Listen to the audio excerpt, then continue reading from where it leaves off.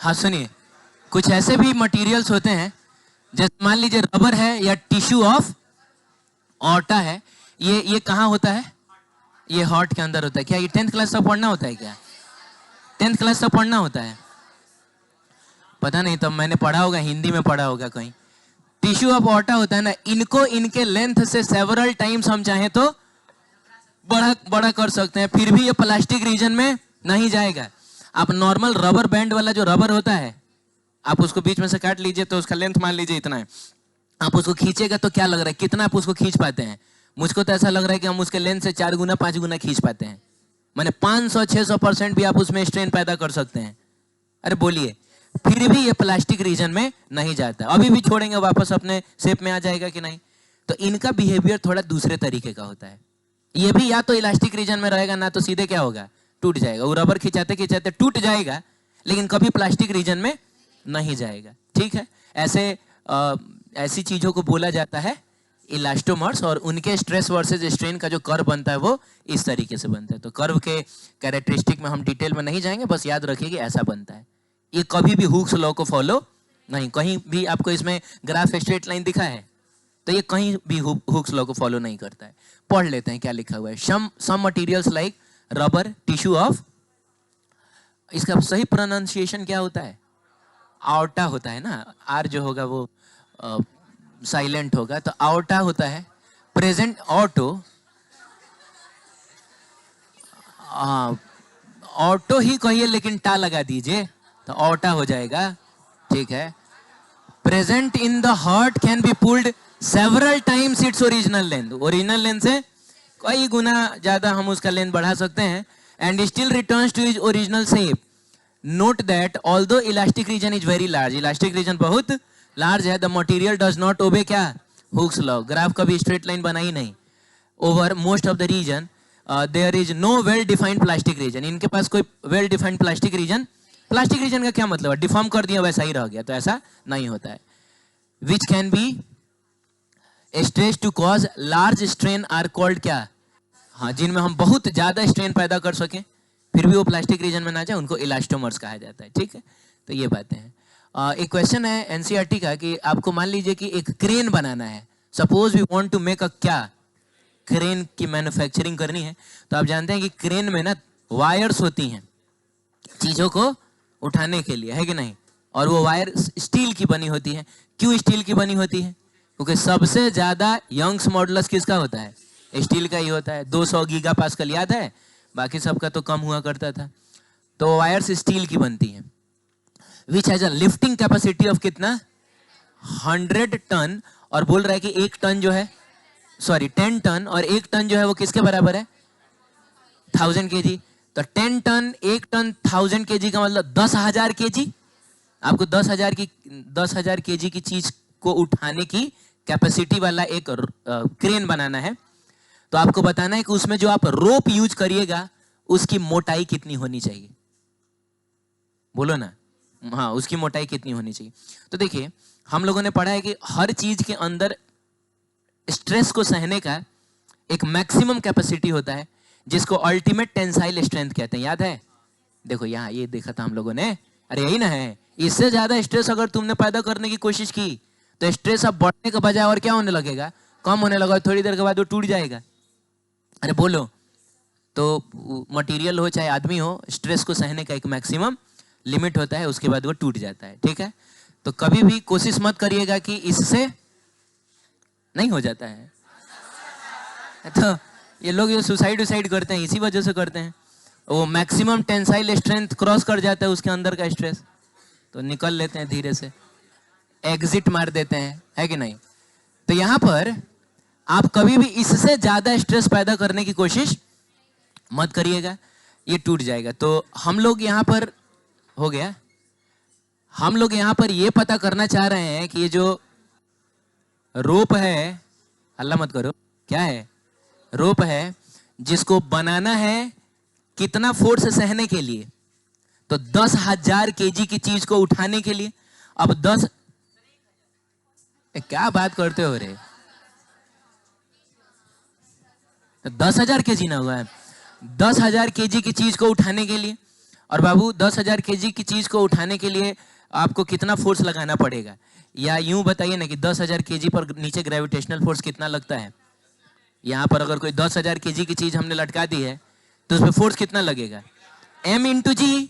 m 10,000 है, g की value 10 ले लेंगे, हो जाएगा कितना 10 टू दी पावर 5 न्यूटन। मैंने मिला जुला के देखा जाए तो हम इसमें 10 टू दी पावर 5 न्यूटन का टेंशन पैदा करना चाह रहे हैं। हम चाहते हैं कि इसके अंदर जो रेस्टोरिंग फोर्स आए वो कितना आ सके, हाँ 10 टू दी पावर 5 न्यूटन तक आ सके और ये ना टूटे, बोलो ना। हाँ, तो उस केस में इसके अंदर जो स्ट्रेस पैदा हुआ होगा वो मैक्सिमम हुआ होगा, क्योंकि ये मैक्सिमम मास की लिमिट है तो अंदर स्ट्रेस भी मैक्सिमम हुआ होगा, इससे ज्यादा स्ट्रेस नहीं सह पाएगा ये।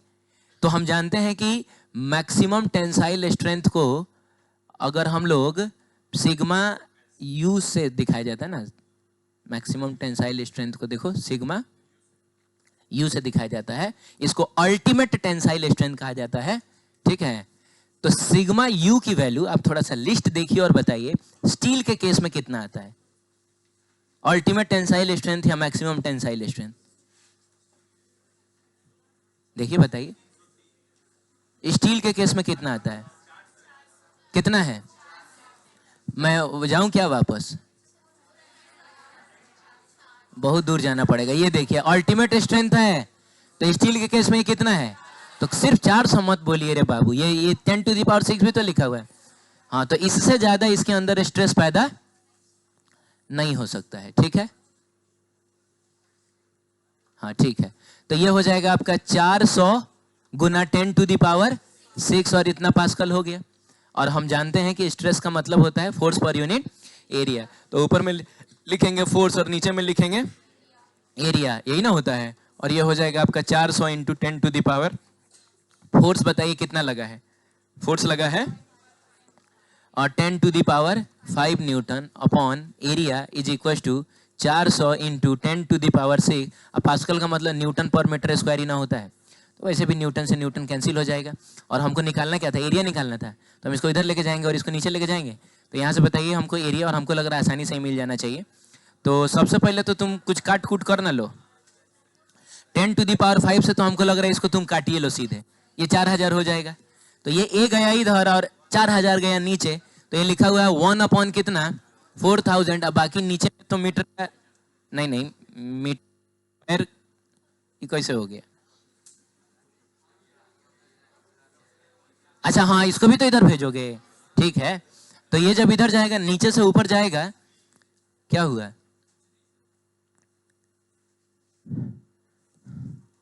नीचे से जब ये ऊपर जाएगा तो ठीक है ना, मीटर स्क्वायर में ही रहेगा। ये एरिया को इधर भेजा गया और इसको नीचे भेजा गया, अरे तो इसको ऊपर ना भेजोगे, ठीक है। तो ये 1 अपॉन 4000 मीटर स्क्वायर, इसको थोड़ा सा कैलकुलेट अगर हम ढंग से करना चाहें ना तो इसको हम ऐसे लिख सकते हैं 1 upon 4 into 10 to the power कितना -3 मीटर स्क्वायर। अच्छा 1 अपॉन 4 का मतलब होता है 0.25, बोलिए, तो इसको ऐसे भी लिख सकते 0.25 इंटू 10 टू दी पावर -3 और मीटर स्क्वायर। अच्छा इसको क्या हम 2.5 बनाए, 2.5 बना लें। तो अगर इसको हम 2.5 बना लेते हैं तो इसका मतलब हम इसको 10 गुना बढ़ा रहे हैं, तो बाबू इसको 10 गुना कम करना पड़ेगा। यही तरीका होता है सबसे बढ़िया तरीके से जानने का कि पावर बढ़ रहा है कि घट रहा है। इसको तुमने 10 गुना बढ़ाया है, 0.25 से 2.5 किया है, कम कर लो, 10 टू दी पावर कितना होगा -4 मीटर स्क्वायर। क्या बाबू हम लोग इसको 10 टू दी पावर -2 मीटर का होल स्क्वायर कह सकते हैं। और 10 टू दी पावर -2 का मतलब सेंटी होता है कि नहीं, तो ये हो गया सेंटीमीटर का स्क्वायर। तो ये हो जाएगा 2.5 सेंटीमीटर स्क्वायर, 2.5 सेंटीमीटर स्क्वायर इसका एरिया होना चाहिए। अरे बोलो ना, तो सिविल इंजीनियरिंग में जब आप जाइएगा ना तो खूब यही सब पढ़ना होता है हम लोगों का। अब मान लो कि ये मिनिमम एरिया होना चाहिए, इससे कम एरिया तुमने कर दिया, बोलो ना, टूट जाएगा। और इससे ज्यादा एरिया कर दोगे मटेरियल बर्बाद होगा। बोलो, मान लो कि किसी फैक्ट्री में यही स्टील का रोप बन रहा है, अब दिन भर में कई किलोमीटर लंबा रोप बन रहा है, तो थोड़ा सा भी एरिया अगर बढ़ा दिया जाए तो काफी सारा मटेरियल बर्बाद हो जाएगा कि नहीं। हाँ, तो ये इस हिसाब से कैलकुलेट करके बनाया जाए। जैसे पंखा का रॉड है, क्या है, पंखा का रॉड है, तो वो बहुत ज्यादा मोटा भी नहीं होना चाहिए, मटेरियल बर्बाद होगा। अब बहुत ज्यादा पतला भी नहीं होना चाहिए, क्योंकि उसको तो हमेशा लटके रहना ना है, तो हमेशा उसमें स्ट्रेस पड़ रहा है। अगर वो स्ट्रेस मान लो गलती से उसके मैक्सिमम टेंसाइल स्ट्रेंथ से ज्यादा हो गया तो टूट जाएगा। ठीक है, अब सुनिएगा, थोड़ा सा कंस्ट्रक्शन वर्क में देख लेते हैं कि इस चैप्टर का कैसे इस्तेमाल होगा। तो मान लो कि ये कोई पुल बन रहा है, पुल के पिलर्स हैं और उसके ऊपर एक बीम रखा हुआ है। इसी बीम के ऊपर ना रोड बनता है, अभी हमारे यहाँ भी बन रहा है ना। और शायद हम लोग अपनी जिंदगी में उसको कंप्लीट देख भी सके, है कि नहीं? उम्मीद तो है, मेरा उम्मीद कम है ना। अच्छा देखो, तो इसमें क्या है कि पुल बनाते समय कॉलम्स के लिए चाहे बीम्स के लिए ना कुछ बातों का ख्याल रखा जाता है। जिसमें बीम के लिए तो सबसे पहली बात, सबसे पहली इस चीज का ख्याल रखा जाएगा कि अगर बीम को ढंग से ना बनाया जाए ना तो ऐसा झूल जाएगा। जा बोलो ना, जैसे मान लो कि दोगे किताब दोगे ऐसे, जैसे मान लो कि अब इसको मान लो ये बीम है और एक पिलर यहाँ रखा गया, एक पिलर यहाँ रखा, देख रहे हो कैसे झूल गया ये। अरे बोलो ना। हाँ, तो झूलने की जो शिकायत है, जैसे शुरू में बीम ऐसा था और इसके ऊपर लोड पड़ेगा तो हो सकता है ना कि थोड़ा सा झूल के ऐसा हो जाए। और बताओ ये कितना नीचे आ चुका है, ये एस लिखा हुआ है रे, इसको डेल्टा पढ़ा जाता है।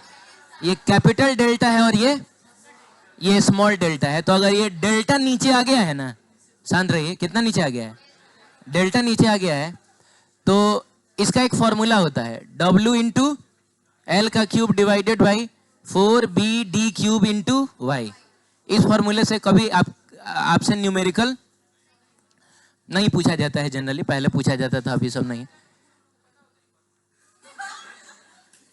चाट आदमी है तू, पुल खाली मिस्त्री बनाता है रे, एक से एक सिविल इंजीनियर सबको वहां लगाया जाता है, उसे बैठ के कैलकुलेट करता है कि इसके ऊपर कितना ट्रैफिक गुजरना है। अब सुनो, पहले ये कितना नीचे आएगा ये डिपेंड करेगा इन सारी चीजों पे। तो आइए देख लेते हैं कि ये सारी चीजें हैं क्या। सबसे पहला ये W जो है ये वेट है, क्या है, वेट है। तो खुद पुल का अपना वेट तो होगा ही, सॉरी बीम का अपना वेट तो होगा ही।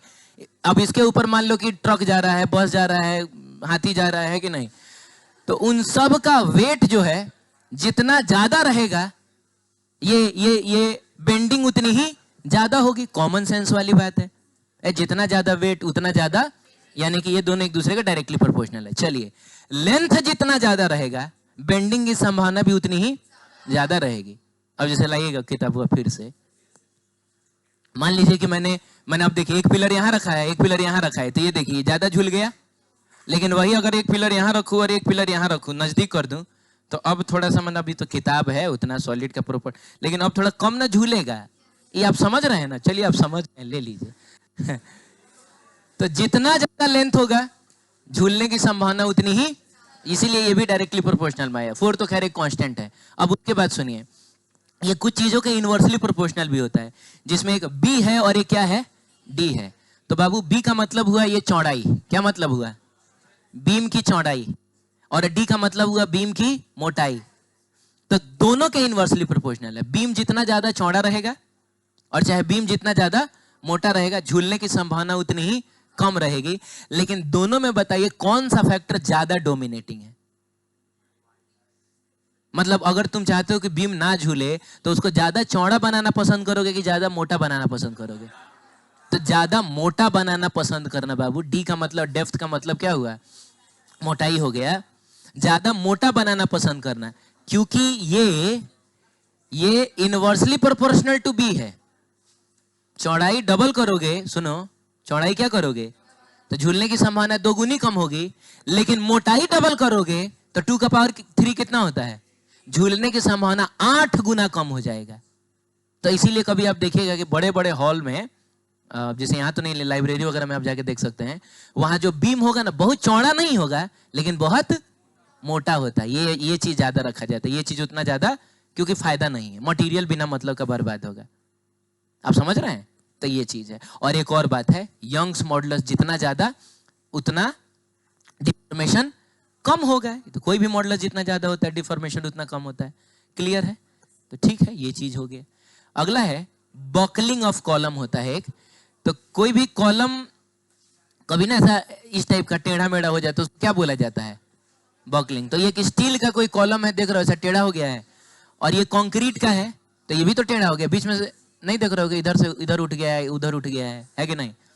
तो इसको अगर आपको कम करना, आप चाहते हैं कि बॉकलिंग ना हो, तो हम लोग क्या करेंगे ना कि ऊपर में और नीचे में जो बेस है वो थोड़ा बढ़ा देते हैं, और कॉलम हम एकदम सीधा ना बना के कॉलम को कुछ किस तरीके से बनाते हैं।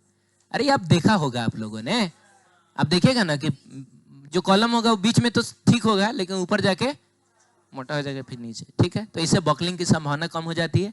और एक और चीज होता है कि ऊपर से जो भी लोड इसके ऊपर से गुजरेगा ना, बोलो ना, तो सरफेस एरिया अगर बढ़ा दिया गया तो आप जानते हैं कि प्रेशर इज इक्वल टू होता है फोर्स पर यूनिट। तो सरफेस एरिया जितना ज्यादा होता है प्रेशर उतना ही कम, तो कम प्रेशर लगेगा और ये ज्यादा दिन तक टिकेगा। सही है? चलिए ये बात हो गई। और अगला है कि why the height of the mountain on earth is कितना? 10 किलोमीटर। क्यों? माने अप्रोक्सीमेटली 10 किलोमीटर लिखा हुआ है। क्यों? जितने भी माउंटेन्स हैं उनका हाइट जो है वो लगभग लगभग 10 किलोमीटर। हालांकि जो सबसे हाईएस्ट माउंटेन है वो कितने का है? 8,848 ऐसा कुछ करके है, माने लगभग हम उसको 9,000 मान सकते हैं मीटर, तो लगभग 9 किलोमीटर मान सकते हैं। लेकिन कॉन्सेप्ट ये है ना कि कोई भी माउंटेन धरती पे 10 किलोमीटर से ज्यादा नहीं हो सकता है। लगभग मान के चलिए कि 9.8 किलोमीटर से ज्यादा नहीं हो सकता। आप सोचिएगा कि कोई 11 किलोमीटर ऊंचा माउंटेन कभी भविष्य में आ जाए, अरे तो ये सब भी समय समय पे ही ना बना है। सब धरती बनते ही सारा कुछ एक के बार थोड़े बन गया था। कुछ प्लेट्स वगैरह आके टकराती हैं, तो जहां टकराती हैं वहां का जमीन थोड़ा उठ जाता है, तो वहां माउंटेन बन जाता है। तो भविष्य में मान लो कभी ऐसा होगा, लेकिन कभी भी 10 किलोमीटर से ऊंचा माउंटेन पॉसिबल नहीं है। क्यों नहीं है देख लेते हैं। तो ये है तुम्हारा माउंटेन। क्या है? अब तुम बताओ, माउंटेन के बेस में सबसे ज्यादा प्रेशर कौन से पॉइंट पे पड़ रहा होगा? यहाँ पे पड़ रहा होगा, यहाँ पे पड़ रहा होगा, यहाँ पे पड़ रहा होगा, कहाँ पड़ रहा होगा बताओ? यहाँ पे सबसे ज्यादा प्रेशर पड़ रहा होगा। तो सुनो, प्रेशर कौन डालता है? ऊपर से डाला जाता है। अरे बोलो, अब इसके ऊपर बस इतना सा ही ना मटेरियल है, तो यहाँ प्रेशर कम, इसके ऊपर बाबू इतना सारा मटेरियल है, ये थोड़ा ज्यादा प्रेशर होगा। हे भगवान! हाँ, ऐसा समझिए ना कि ये कुछ लोग पिरामिड बना के नहीं खड़े होते हैं। कुछ लोग मान लीजिए पिरामिड बनाए खड़े, एक आदमी यहाँ खड़ा है, एक आदमी यहाँ खड़ा है, एक आदमी यहाँ खड़ा है। सबसे ज्यादा प्रेशर किस पे पड़ रहा होगा? जो यहाँ होगा, इसके ऊपर बहुत सारे लोग हैं, है कि नहीं? तो प्रेशर बहुत ज्यादा का मतलब इसके अंदर स्ट्रेस भी बहुत ज्यादा पैदा होगा, और स्ट्रेस एक मैक्सिमम लिमिट तक ही होना चाहिए। उससे ज्यादा होगा तो ये टूट जाएगा। समझ रहे हो? भरभरा जाएगा। पत्थर जो है अगर टूट जाएगा तो क्या हो जाएगा? और उसके बाद ये फिर स्ट्रक्चर स्टेबल नहीं रह पाएगा। तो बाबू एक चीज बता देता हूं, इसका जो मैक्सिमम टेंसाइल स्ट्रेंथ होता है या मैक्सिमम स्ट्रेस जो हम इसके अंदर पैदा कर सकते हैं वो होता है, देखिएगा उसमें दिया होगा किताब में, एक मिनट लाइए, 30 × 10⁻⁷ टाइप का होता है। हाँ ठीक है, 30 इंटू, यानी इसके अंदर हम ज्यादा से ज्यादा कितना स्ट्रेस पैदा कर सकते हैं? Maximum stress. अच्छा एक और बात बताओ, यहाँ स्ट्रेस कौन सा स्ट्रेस होगा? लॉन्गिट्यूडनल स्ट्रेस होगा, शेयरिंग होगा कि हाइड्रोलिक होगा? तो प्रेशर चारों तरफ से ना पड़ रहा होगा। एक मिनट रुकिए, जिस समय माउंटेन फॉर्म हो रहा होता है उस समय जो भी चीजें होती हैं वो लावा के फॉर्म में होती हैं, यानी फ्लूइड के फॉर्म में होती हैं। और फ्लूइड के अंदर अगर कोई चीज पड़ा है तो उस पर कौन सा स्ट्रेस पड़ता है? हाइड्रोलिक पड़ता है। तो जो मैक्सिमम हाइड्रोलिक स्ट्रेस इसमें पैदा होना चाहिए बाबू, वो होना चाहिए बस कितना? तो 30 × 10⁻⁴। इससे ज्यादा अगर हुआ तो फिर ये टूट जाएगा। सही है? हाँ। अब हम ये भी जानते हैं कि हाइड्रोलिक स्ट्रेस का फॉर्मूला होता है ρGH, याद है? हाइड्रोलिक स्ट्रेस हाइड्रोलिक प्रेशर के ही बराबर होता है। तो इसको अगर हम कंपेयर करें किससे? रो से, जी से और एस से, और इसको करें 30 × 10⁻⁷, तो रो जो होता है ना, जिस रॉक से या जिस लावा से ये बनता है उसकी डेंसिटी होती है लगभग 3 × 10⁻³ kg/m³। जी की वैल्यू लगभग में कितनी ले ली जाए? 10 ले ली जाए। तो ये बाबू H हो गया, क्या हो गया? H हो गया, नहीं हो गया? और ये हो गया 30 × 10⁻⁷ कितना? 7। सॉरी, अगर काट कूट करिएगा ये 10⁴ ना है पूरा? अरे बोलो, तो उसे कटेगा तो ये कितनी बार में? यहाँ से कट घट कम कर लो और यहाँ से 3, तो 4 बचेगा। हाँ, तो 3 से 3 कट गया, तो मिला जुला के h इज इक्वल टू कितना है 10 टू द पावर 4, और आंसर ऑब्वियसली मीटर में आएगा ना क्योंकि तुम हाइट निकाल रहे हो। तो 10 टू द पावर 4 मीटर का मतलब हुआ 10 किलोमीटर, यानी ये हाइट ज्यादा से ज्यादा होना चाहिए, कितना होना चाहिए 10, उससे ज्यादा नहीं होना चाहिए। ठीक है, चलिए